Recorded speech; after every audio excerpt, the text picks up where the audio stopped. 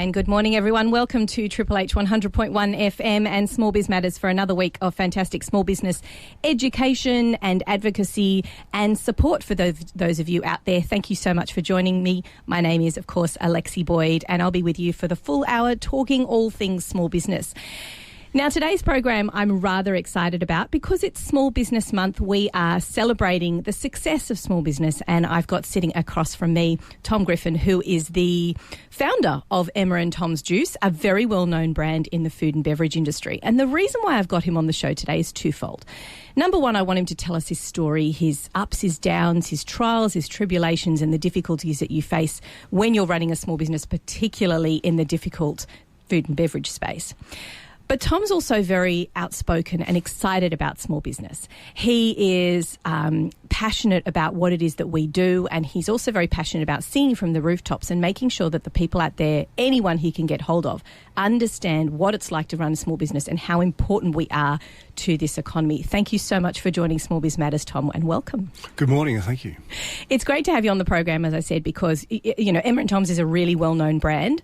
You've been around for a good number of years. You've got a really solid company. You now are well-known, you know, internationally as well. Obviously, that's not an overnight success, as we all in small business know. What would you say are some of the, you know, the major lessons that you've learned in this journey that is Emma and Tom's Juice?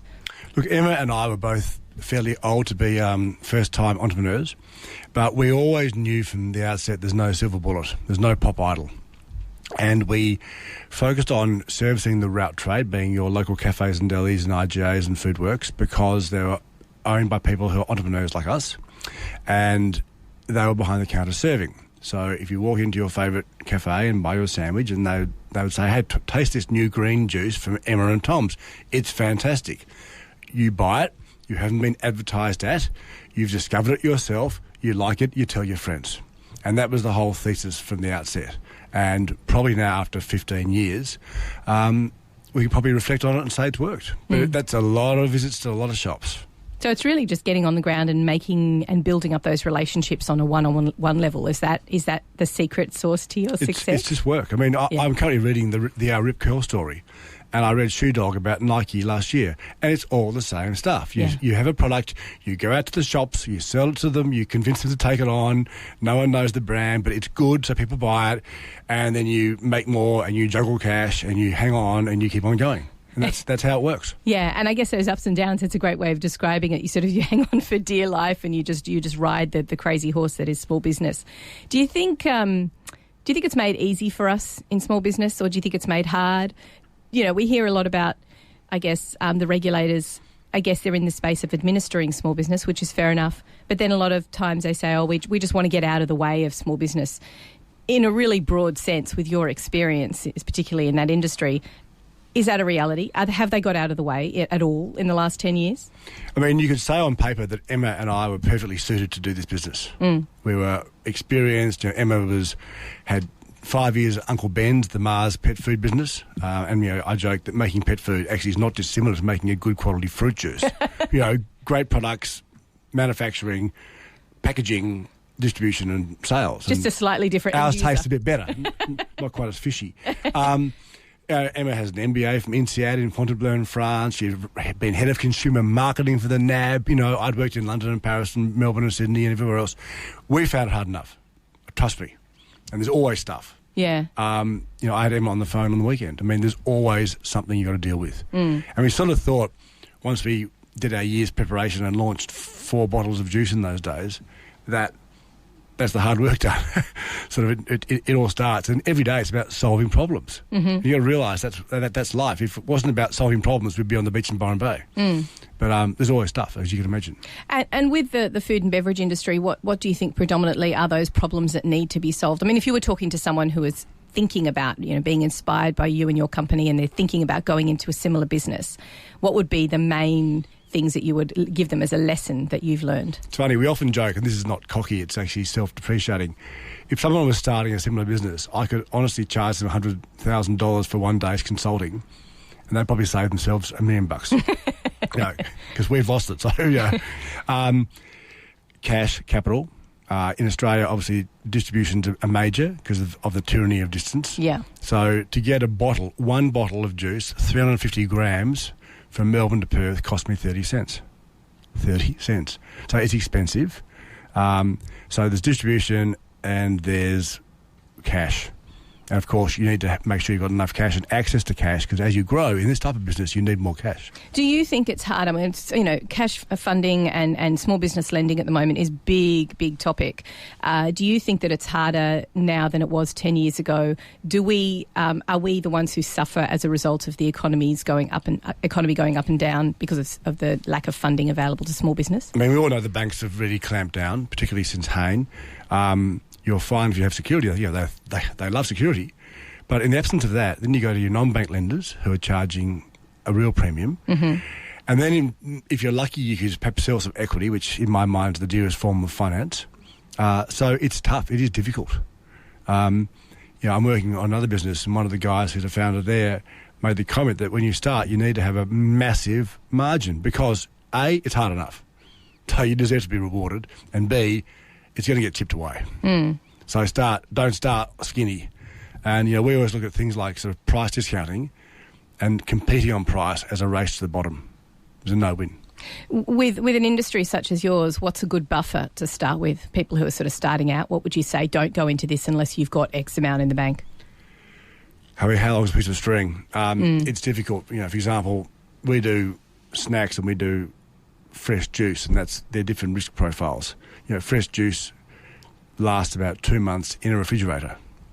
A raw fruit and nut bar lasts 18 months in the carport. Mm-hmm. So, and they're per gram, they're much more expensive. So you have to, sounds like, to be perfectly honest, I don't know anything about the food and beverage industry. You've got to do your homework by the sounds of it. You've got to know distribution lines, you've got to know distance, you've got to know who your clients are.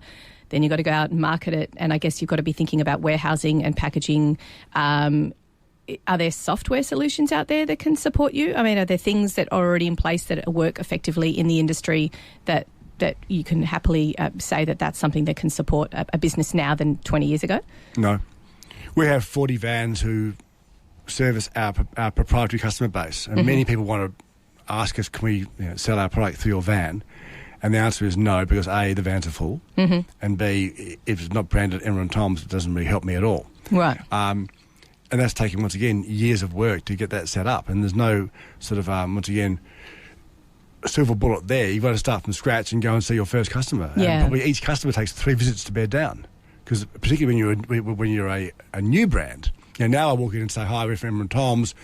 They're probably already a stockist anyhow. I've got some new kefir waters. They're fantastic. They're not quite as acidic and vinegary as kombucha and still contain 1 billion bacteria. Do you want to try them? No, yep, put them in. Yeah. But back in the day, they will want to talk to their business partner or their life partner, whether they should range them, because these small businesses, they make sure that everything in their store is there for a reason. They don't just chuck it in to fill the shelf. It's got to sell. Exactly, and I guess it's got to be aligned with their brand as well. Absolutely. Now, speaking of branding, that sounds to me like it's really a cornerstone of what you've done. What I'm hearing is that you're very proud of the brand. You stand by it. Everything's got to be labelled correctly and used correctly.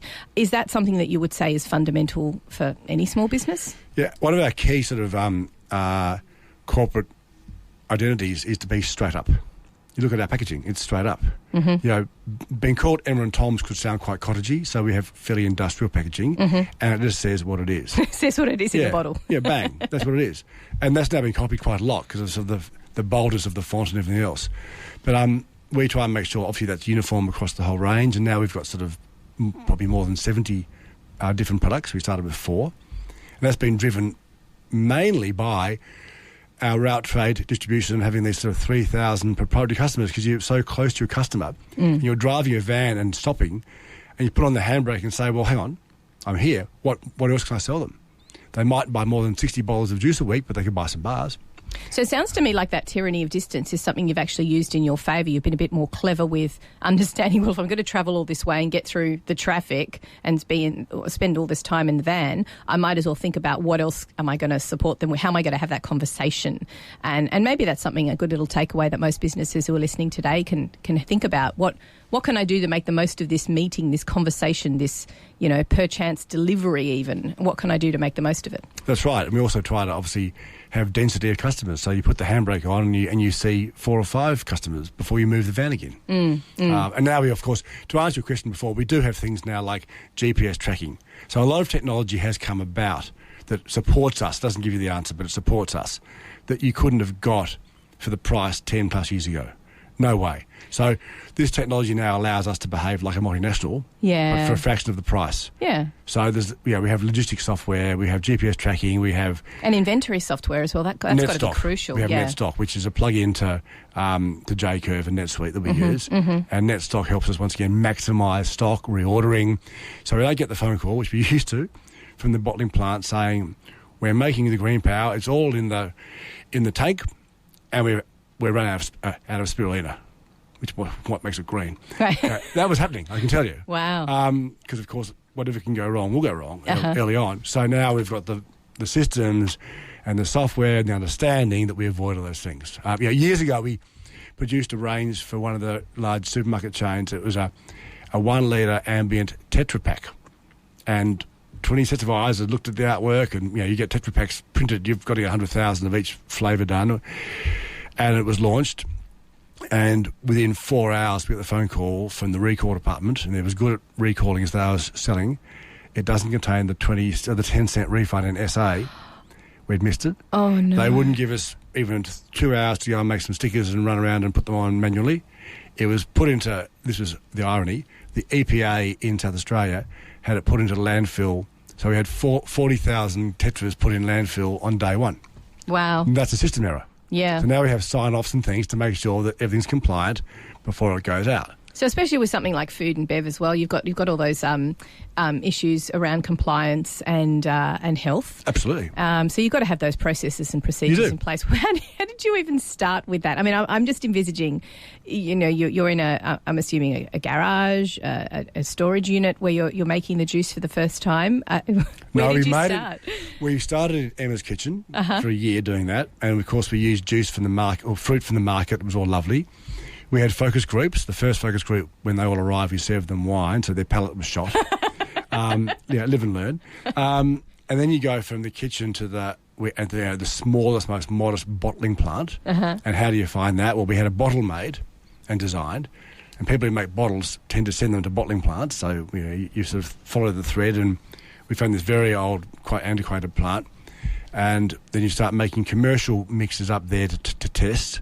So you're making 1,000 litres using commercially sourced fruit. Yeah. And, of course, it tasted terrible. Then you realise you've got frozen banana or aseptic banana, which has been pasteurised, and you've got Australian frozen or Australian aseptic, you've got imported, frozen, imported. So everything you taste and work out what's best, because even one of the ingredients being a bit sort of wrong obviously taints the entire batch. Of course. And then we, of course, finally got it right. We produced our first 8,000 bottles and had no customers. Of course, day one. Of course. So then you run around and do all you can to sell them in, and you don't sell all 8,000 in a pink fit. And you make 8,000 the following Monday and 8,000 the Monday after that. Because in those days we had much shorter life on the juice. Right. So then we stockpiled and think, what can we do with this? And we found an event in Melbourne called Around the Bay in a Day, where 12,000 cyclists literally ride to each point of Point Nepean and Point Lonsdale, hop on the car ferry and cross the heads, and then do the other 100 kilometres to come home again. Right. So that day, 12,000 cyclists got a free bottle of Emma and Tom's in their lunch pack. Our first marketing initiative, we sort of turned negatives into positives. We maximised the downside and got some good PR. Right, exactly. Luck, though. There was a bit of luck. There's always There's luck. Always luck. There's always, I can tell you, there was always a lot of luck. And so, it's such an interesting journey because obviously over, as you said, 15 years, going from just that little, I just can imagine, it's literally happening in a kitchen. There's juices everywhere, and there's bottles, and you're making things up, and you've got focus groups. It's really fantastic. Well, tell me just, where did the idea come from in the first place? I've been doing Why juice? I was doing a London-based startup, and our backer went and famously lost £1.5 billion of his own wealth in the tech wreck. Right. So he pulled funding, we sued him, he sued us, yada, yada. We sold what we had to Bernie Eccleston, who had a media unit, and I went skiing, because I was a skier. As you do. I got a payout, and I was time to leave London. I'd been also working for Pernod Ricard in a previous life in London, which is the French drinks conglomerate. So I sort of had drinks and I had a startup. And I was skiing, drinking these great smoothies in the gondola going up to the High Alpine every morning. And all of a sudden it was like my aha moment. These are great. You can't buy them in Australia. They're delicious. Everyone likes them. They're good for you. I thought of Emma immediately because of her background and I'd known her for a long time. So I sort of put it to her and she said yes. And we spent a year then getting it going. And we turned 15 last month. That's fantastic. Yep. Congratulations. It's just so good to hear that sort of like good news story, really. I mean, but like you said, ups and downs all through the way. We're going to take a quick break here on Small Biz Matters with Alexi Boyd on Triple H 100.1 FM. When we come back, I want to talk to Tom a little bit about who the experts were that he surrounded himself as he grew and who, I guess, were the real helpers in his business apart from himself and Emma. You're listening to Triple H 100.1 FM and across the Community Radio Network. We'll be back after this. So today we're talking to Tom from Emma and Tom's Juice, of course. He's been describing to us his business journey, the ups and the downs. And I wanted to ask you, Tom, in terms of business advice, did you do it right the first time? Did you get it right with who to ask and who to ask advice from? Or did you kind of do we've done our research, we've done our focus groups, we know what we're doing now, so we're just going to forge ahead? What were some of the mistakes that you made with asking people for advice around you? Yeah, we picked it. We did the latter initially. Not because we were arrogant, we just knew what we wanted to do and we set about doing it. And also in the first 5 years of business, Emma had a son. I had, with my partner of the time, 2 daughters. Mm-hmm. So, by the way, we're not married. Mm-hmm. And I often joke that having children and doing a startup is like running a marathon and being past a refrigerator to carry, like a ripper. That makes it easier. And my partner was away a lot with her work, so I was at home, 2 in nappies and bottle feeding and the whole thing. And so we just didn't fully have our mind on things, obviously. And we made a lot of mistakes. And we subsequently put together an advisory board. We had a guy who's he actually runs Blackstone in Australia as the chairman. We had Carolyn Creswell from Carmen's, who was very generous with her time for 2 years. And we started taking advice. And now we seek it out wherever we go. And we try and see as many people as we possibly can, to the point that if we have a meeting with someone who we've been introduced to, we try and leave that meeting with another referral from them for the next person. Oh, that's very kind. So it's a chain. Yeah. And we're always out there sort of questioning ourselves and looking at things, because our biggest concern is what we don't know, we don't know.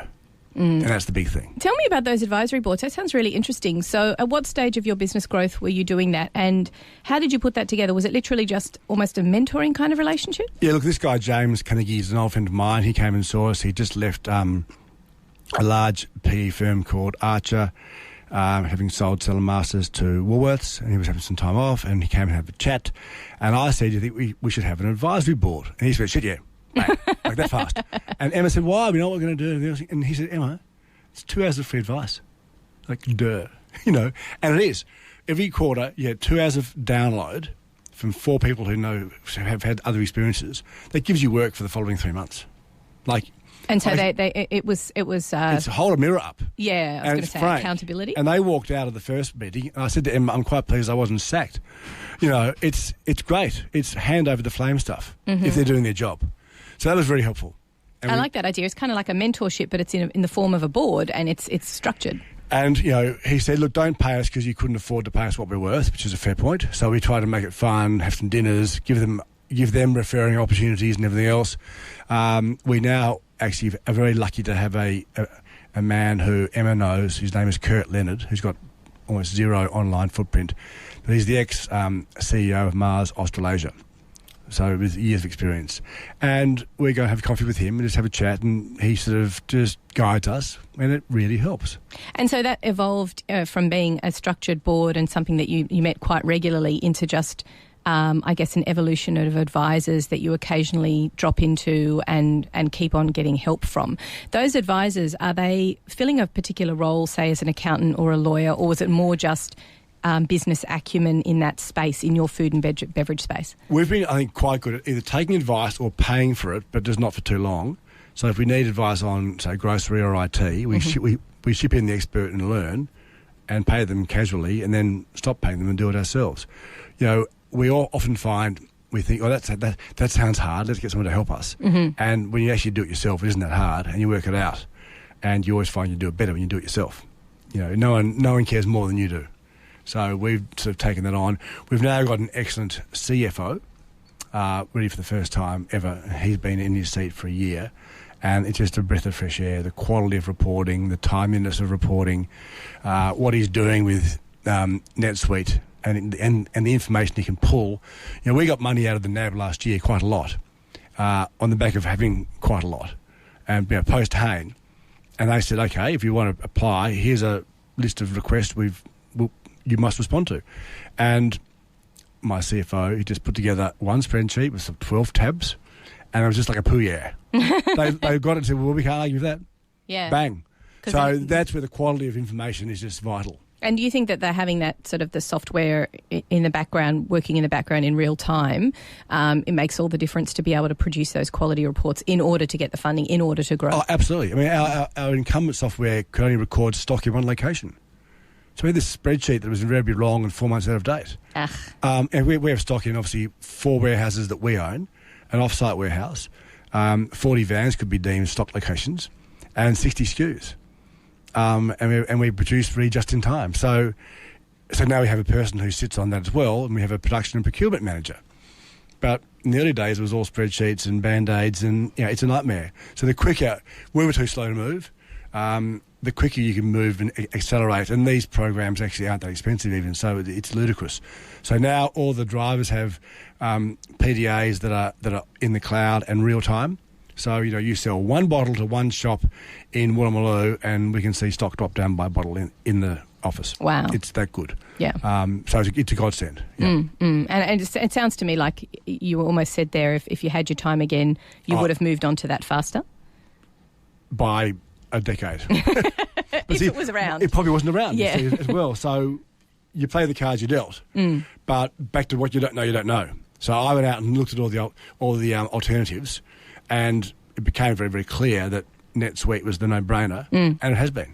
Now, I want to ask you about, in particular, because you've got that a huge level of experience, and I like talking to people who have been in business for a long time. If you had your time again, who was the first person that you would have hired? Because I find this quite an interesting topic. Is it the admin person who supports your back end so you can get out there selling? Or is it salesperson to help your business grow? Or is it the advisor? Going back, knowing what you know now, who would have been the first person you put, apart from yourselves, on the books? We both came from big corporate backgrounds, so we probably hired too fast, thinking we'll just pad the thing out with jobs rather than doing more ourselves. And that's an area we're both quite critical of each other about. We were out there doing it, but we probably once again hired too fast. But we were in a meeting some years ago, and Emma said to the guy, when we launched, we were told it's all about distribution. And what we've learnt recently is that it really, really, really is all about distribution. So, you got to sell it. Yeah, you've got to move it. It's called the last mile. We can together today organise to have a pallet of orange juice bottled off up in the Murrumbidgee irrigation area and put into a cool room. We can even organise it to get it freighted to Melbourne in a chilled truck and put it into another cool room. It's getting it into the shops the hard bit, that last mile. So that's the ongoing challenge. And again, you talk about relationship building and how important that is, and that's an ongoing challenge by the sounds of it as well. Is it harder as you get bigger to keep those relationships in place? I don't think so. We've become a B Corp recently, which is a benefits corporation. So you're judged on your not just financial output, but your environmental and your social output. Oh, okay. And one of the many criteria are longevity of supplier relationships. Obviously, if they're all short term, you've burnt people along the way. And we had a list of them that are well over 10 years. Because you've really worked hard. And you do what you say you're going to do. Yeah. Yeah. And then you say, and you go out there and you say hi, and you make it personable, I assume, even though you're big. Yeah, and we get along with them well. And, if you have a problem, you ring them and say, our early supplier was Michelle Nugan up in Griffith. And she's tough. Michelle, we can't pay tomorrow, but we can pay you next Wednesday. No worries, Tom. And we pay her next Wednesday. Because you said you do what you're going to say. Yeah. So you tell her you can't pay her now, and it's short. And everyone has these problems. You do what it says on the bottle. Yeah. And then you make sure you come good on the day. Now, you're talking a lot about this really fantastic buzzword, but I think you live, eat and breathe it as well, which is integrity. Tell me how that is really a cornerstone of not just growth in your business, but how you've operated for all these years. Well, I suppose if Emma and I are the thought leaders, we set the example. You see a lot of business partnerships, be they in corporates where they say co-heads of an investment banking unit and the egos clash after a year and a half, or I've seen other private companies where there's partners and one goes and pulls 40 grand out of the bank and, terrible. And we've had this 15, 16-year relationship, which we really base on 3 key attributes, being trust, respect and a shared vision. Probably like any relationship. And we always try and do what's better for the business or the customer or the product, not for us. And it's endured.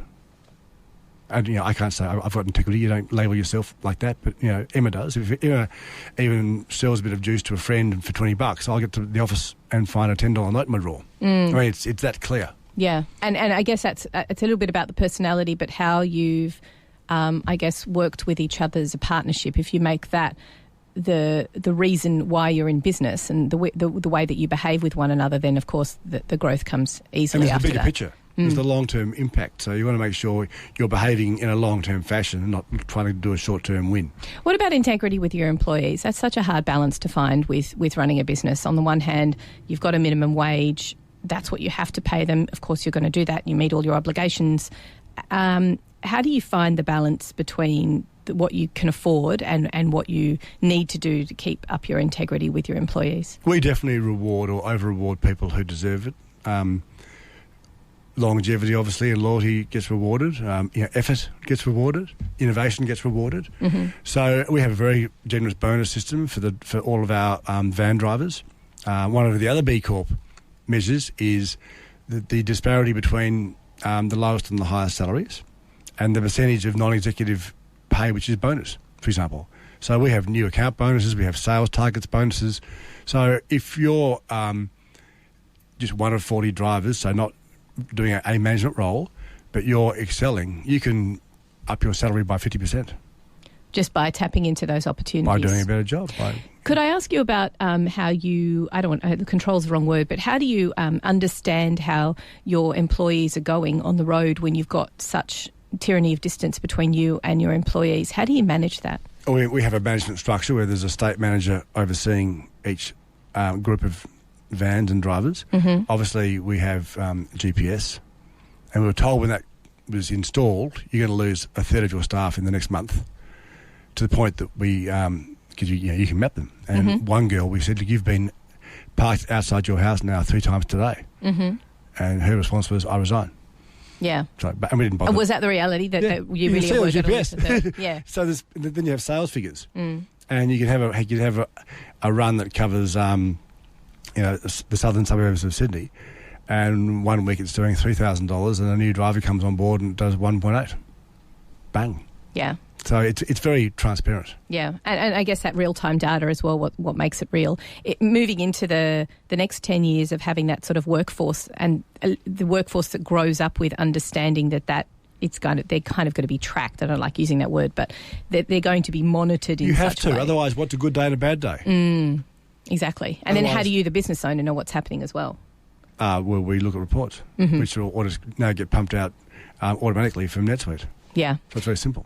Yeah, so I mean, and that's the reality of what. And if you're not tapped into that world, then how can you possibly understand what your employees are doing, and then in turn behave with integrity and reward the good? That's right, and it's not being a nasty employer to expect a certain standard. Yeah. I can't afford to have someone going out and losing money every day. Yeah. It doesn't work. What we're going to do is take a quick break here on Small Biz, and when we come back after the break, I want to have a chat to Tom about, what, in his opinion, can the government, state, local, federal do to support small business better. Being in the food and beverage industry, it's very heavily compliant based. And what is it that they can do to support businesses in their growth phase or even just in the startup phase? You're listening to Triple H 100.1 FM. We'll be back after this. We are talking on Triple H 100.1 FM. My name is Alexi Boyd and this is Small Biz Matters. Thank you for tuning in this week. We are learning from one of the experts. We're learning about a small business journey, the ups, the downs, the difficulties, the headaches, and the successes. We are, of course, talking to Tom Griffith from Emma and Tom's. It's been lovely having you in the station today, Tom. Let's talk a little bit about, compliance, government, and what, in your opinion, with your level of experience, government can do better in general to support small business. Just as a real top-line question, what can they do better to help small business, in your opinion? In general, they cut you no slack. I'll use the example that doesn't involve us as a large Australian olive oil grower and manufacturer. So they grow the olives and they press them. Yeah. And, he would say in Australia, like, there's OH&S and there's work cover and there's HACCP and there's all these different things you've got to comply with, and everything costs you $5,000 or $10,000, yada, yada, yada. Mm-hmm. And they go and do a free trade agreement with Spain and start shipping in 3-year-old olive oil for 40-odd cents a litre. Now, is that because... How do you compete? Is that because we're not getting in front of the government and they're just not hearing... Because we're so disparate, each little industry, each little company, everybody, I guess in our own way, we're looking after ourselves, but we're not Italy. Like, we're not a huge, massive country that can come in and has the bargaining power and the ability to just walk in and have a meeting with the Department of Trade. We can't do that as a small business. Is it because we don't have anyone speaking for us, or is it because we're just not thought of in that conversation that they're having with a different country for a free trade agreement? They're just not thinking of the small business owner at the end of the chain that's going to be affected by that. Yeah, and they don't cater for it. I mean, I'm involved in this other business in Melbourne which involves making plastic pallets, and I went via the UK Foreign Office for Investment. I spoke to the right person there. Following that, I had a 1.5 hour meeting at Whitehall in London, and as a result of that, they pump out an 80-page report as to how they can help us set up in the UK. Who would you go to get something similar in Australia? Would you even know which department to go to? No idea. There's no, from what we understand, there's no sort of easy system, because if it has to be done from the scratch of your time, it's job creation. So everyone runs around, and then you finally get a grant that might be sort of, $1.5 million, but it's got to be spent in part on government services, where, for example, for Austrade, where you get a consultant to help you, which is what you don't need. What you want is actually some marketing spend to help you launch in the country overseas. Yeah. Bang. Yeah. Cash. Yeah. And I guess, and this is the thing, I mean, you just nailed it there, because, you're expected that if you're an entrepreneur, you're starting a business, you're probably going to have more people working for you and have a more impact on the economy because you're spending more money to set your business up. Whereas if the support was there in the first place to really understand the channels that you needed to go through, and get the specific support that you need instead of sort of dancing around what you think you need, is that where you think that would be more helpful? You'd drive it harder and you'd get to scale faster. And you'd employ more people. Yeah, and successfully as well, not to just go out of business. And for us, it's not just the employees, of course, it's our 200 suppliers who quite like being paid. So I'm going to be honest with you. Do you think whenever the small business really gets in front of a politician or someone who is a decision maker, that it's just a talk fest? Look, I saw Turnbull before he was Prime Minister at the Australian-American Leadership Dialogue talking about supporting innovation. And then, of course, he's now fully come and gone, and in hindsight, there was nothing. I saw Josh Frydenberg at a breakfast 2 weeks ago boasting how they're so helpful with the R&D grants. Well, it takes a year and a half to get your cash back if you're lucky. You get 40%, and that doesn't help anyone who's not doing research and development. And by the way, if you're proven to be claiming research and development and it's not, they'll chuck you in the can. So it's pretty risky. We've decided for our business we might get $30,000 back, but really it's not worth the work to put in and the risk in doing so to claim that money. We're better just to get on with our job. So when they're rolling out these programs like R&D, is it because they're not consulting in the first place? And then if you had one of them sitting there and say, okay, this sounds like a great program in theory, what you're doing, who do they need to talk to? Because a lot of the government, when I speak to them, they say that the difficulty is not knowing who to consult with. They don't seem to get hold of the right people. So who do they consult with? Because, again, as a small business community, we're very separated. We're very, working under our own steam. We often are not part of a professional association. So how can they consult? They can't possibly consult with every individual business. Who can they talk to get the best advice to make sure these programs work? Look, once again, we've now reverted to using Deloitte. And they've got a really good department who are across all those different grants. And when they're coming up and who to talk to and why and everything else, and obviously there's grants that involve property and obviously regional growth. It's all jobs and growth, jobs and growth, jobs and growth. So if you can tick that box, you get their ears. Okay. But then similarly, you can do a lot of work and you might get an allocation of $10 million amongst 40 different businesses. So you want to be careful you don't start working for the grant as opposed to your own business. Right, and that's a hard balance to find. Yeah. Who do you get the advice from to sort of say to yourself, okay, well, I've got this great concept, this entrepreneurship idea, and I'm going to run with it. Where do you go? Is a professional association a good place to start, joining and then getting advice from others? Is a mentoring program like you did with your business advisory board Is that a good? How do you get the advice you need? I think finding a mentor, it's a funny word because obviously it could just be a friend who gives you advice, but someone who's in the industry who knows. I'm involved with both the Melbourne Accelerator Program, which is the Melbourne University sort of VC sort of funding arm, and the Wade Institute of Entrepreneurship. And I've helped one guy there who's had it's actually a great product. It's a bacon flavoured seasoning, and he's launched from scratch. And, we talk every 3 or 4 months, less and less these days. But I've helped him get into Woolworths, get into Audi with some design. Mind you, he's helped us because he was doing it all online. So I went and redid our Emma and Tom's website about 2 years ago, and his input was very helpful there. So we both learn. Yeah. And he's a good guy. But I do think having a mentor to fast-track things helps enormously. And to open doors. Yeah. Oh, yeah, of course. And you need someone who's well connected within the industry and as well that can get you those meetings that are really important. And again, going back to what you were saying at the beginning of the program, it's important that you make the most of those meetings and think, how can I leverage even just the time that I'm spending here, which is something we were talking about in the break. I want to talk to you about a concept that's state-based, which is return and earn, which you're quite passionate about.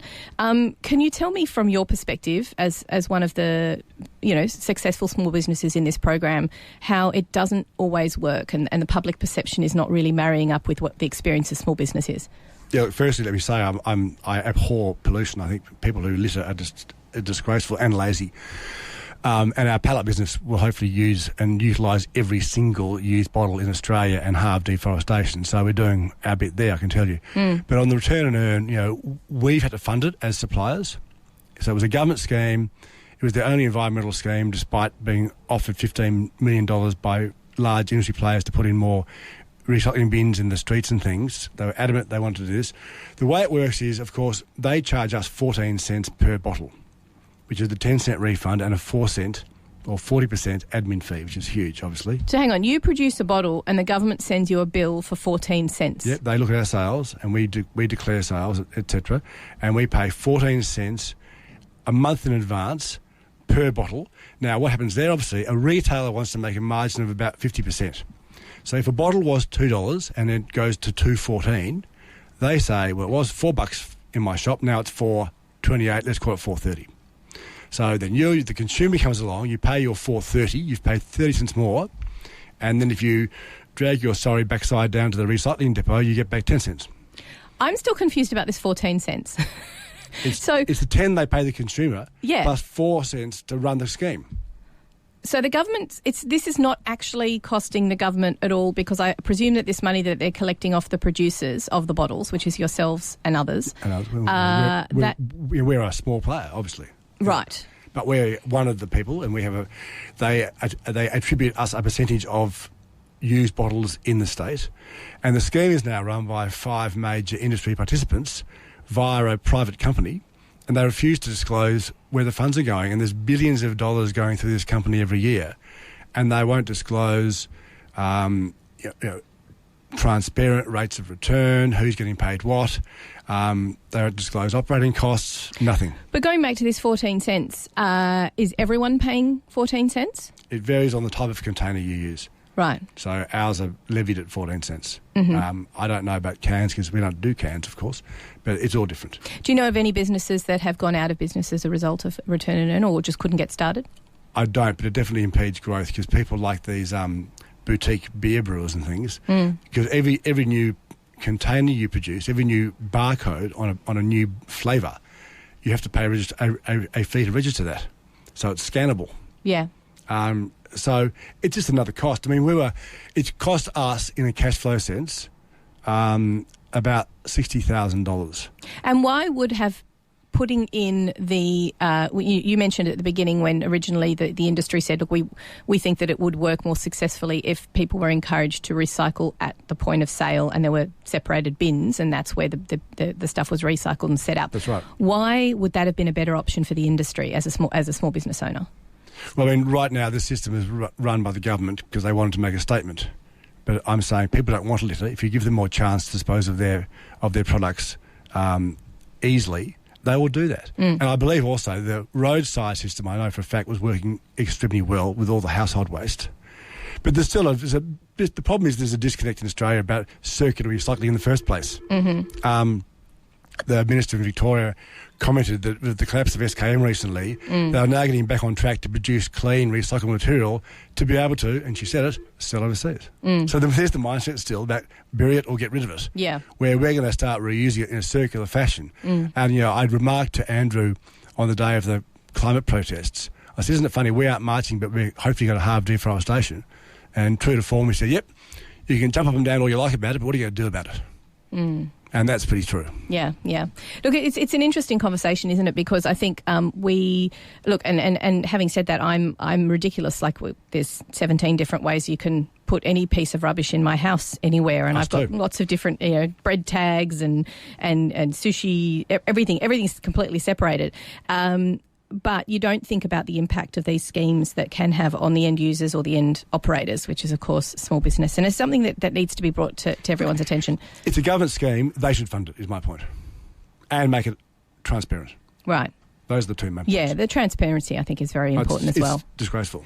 So going back to what we were saying about small business and how they can support things better, to me, do you believe that the industry is too heavily compliant on red tape, or is that red tape very important for the consumer safety and making sure that people don't become unwell, for example, in food clearly, and beverage?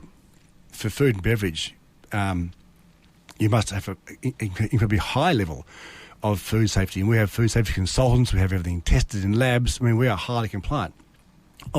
That's obviously a cost of doing business, which is unavoidable, and you need to pursue it. And we do all the time. But it's the other cost, and the obvious one, payroll tax. That's literally cost on hiring people, and they're, as you know, it was meant to be a temporary tax back in about the 1920s, and they get addicted to it, and off we go.